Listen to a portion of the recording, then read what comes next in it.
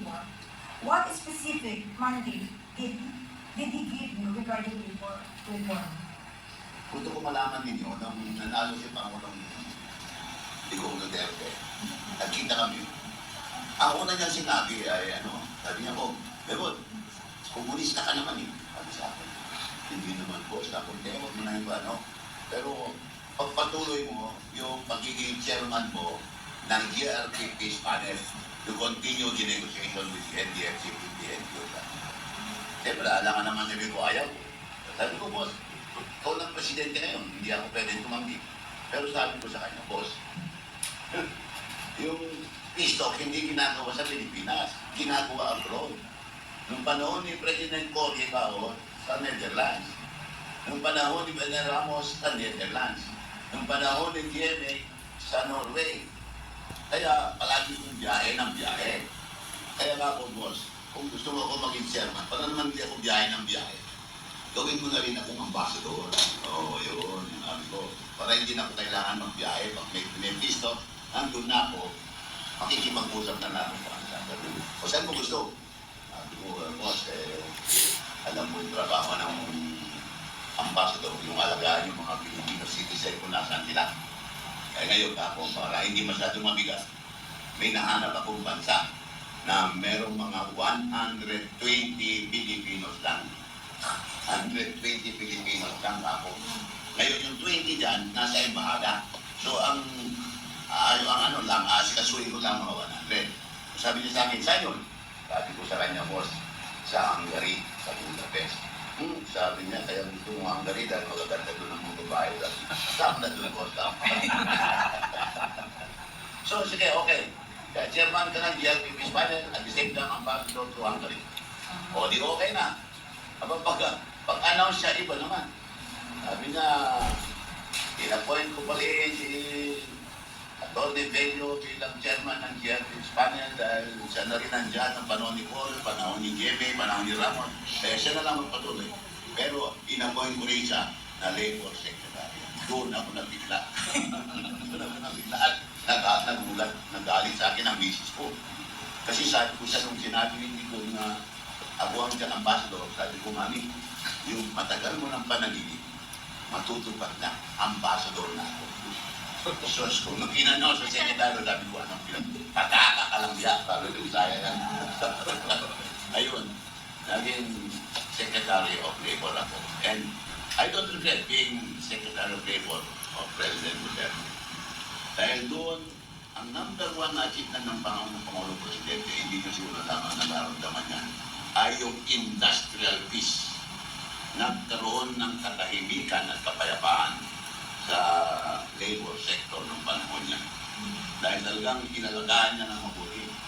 Talagang tinututukan niya ang lahat ng problema ng mga nagagawa at ang problema din ng mga employers. So there was industrial peace.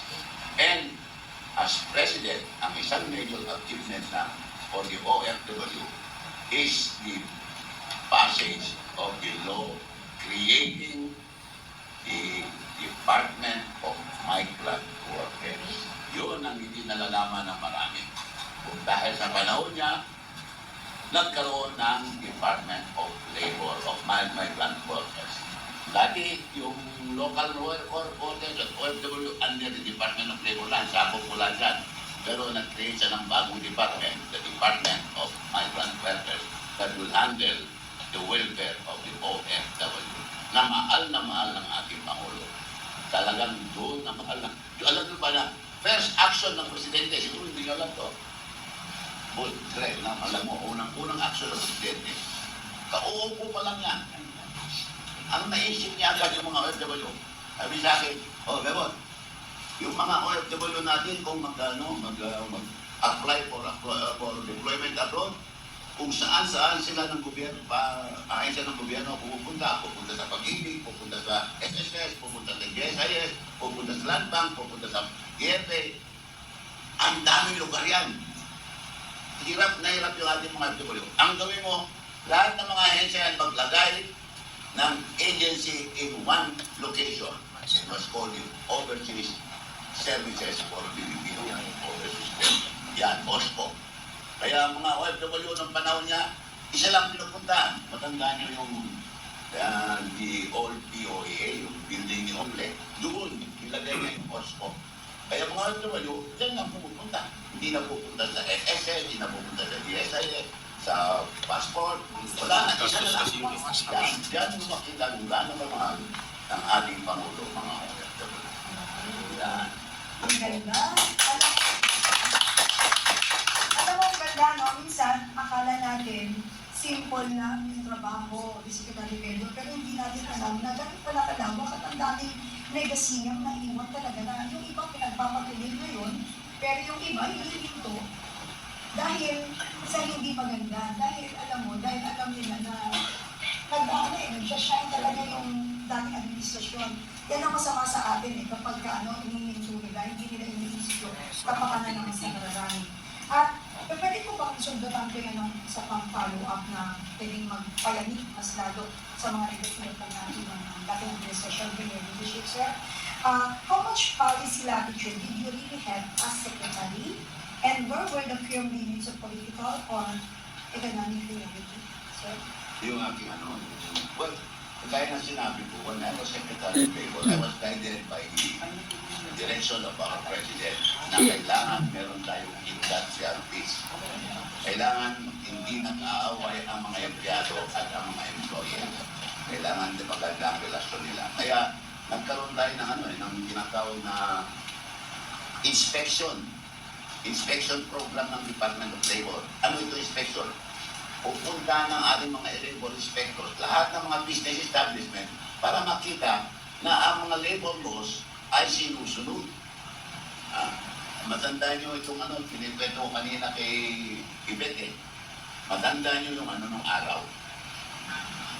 Ang mga sales girls sa mga department ito, lahat ng mga sales girls ng araw, nakikita ninyo, nung araw nung wala pa si Edimo, nakatindig yung mga sales girls, naka-uniform, lalo na doon sa SM, naka-uniform, naka-high heels.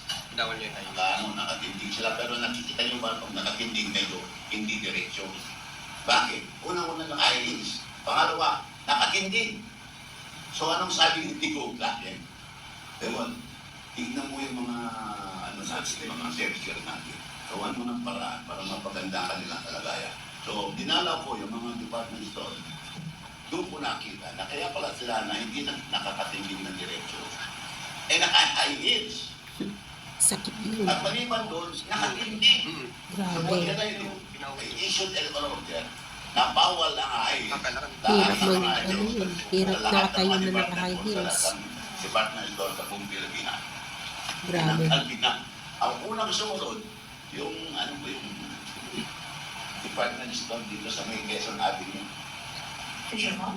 Fisherman. Fisher Mall. Yun ang unang sumunod. Binilhan nila ng mga sapatos ng mga sales girls. Wala nang heels. Yung iba na lang, half inch na. Kaya, half inch. At saka, merong utos na every 2 hours, lahat ang mga sales girls dapat meron silang tinatawag na sitting break. Wow. Kailangan umupo. Kaya ngayon, pag pupunta ko sa SM, sa mga departamento, nakikita nila, sir, wala nang heels. Ayan, ginaganon. Yun ang ni Libo. Wala nang heels. At hindi lang na ginawa lang sa mga employer. Alam niyo yung call centers? May Yes. mga call center, Malaking tulong yun sa mga sales ladies. yung mga call agent. Call center Call agents. center agent. Mga yan, nakaupo. Di ba? Kasi nagdalo sila ng Ngayon, sabi ni Tigo, yung mga yan palagi nakaupo, kawawa naman. Bigyan mo rin sila ng standing break. Kaya every 2 hours, they are allowed 10 minutes to stand para naman makarelax. Ang galing ni Tatay Digong. Yun. Tignan nyo gano'n at kamahal ng ating Pangulo mga workers. Ganun kaliit na bagay na napapansin niya. Kaya ako inspirado magtrabaho ng talaga si Boss. Mahal na mahal ang mga workers, mahal na mahal ang mga businessman, at mahal na mahal ang mga OFW. Ang ganda. Thank you, Kasi, PRRD. Secretary, even us, hindi namin alam. And that's the reason. Nagtataka ako, sabi ko nga sa sales lady sa SM, buti na lang, ganyan na nakita nilang reklamo, Oo. nagkakaroon sila ng mga balikas. Siyempre. Tapos power sila. Ano po, sabi ko, ate, ito ka naman, pinakita niya ako. Hindi na ako po. Yan nagulat ako. Yung mga, ano ba, it's a simple thing, pero malaking bagay yun na nakita natin at nalaman natin ngayon na pati pala yun. Napapansin nila, pinakikialaman nila, and that's practical. Maliit na bagay sa hindi nagtatrabaho doon, pero sa mga nagtatrabaho, napaka-laking bagay nun. Alam mo, masasakit ang legs nila. Hirap yung maghapon nakatayo, tsaka maghapon din nakaupo. Kaya sila nagkakaroon ng mga varicose vein. It's a small matter for some Filipinos, pero big deal nun. Pag nalaman mo na, yung simpleng bagay, ginawa na pala ng paraan. Mas lalo siguro ginawa ng paraan yung malalaki kasi kitang-kita. Diba? Kasi hindi nga nakalagpas yung maliit eh. How much more yung malaki. Mm. And continue natin, no?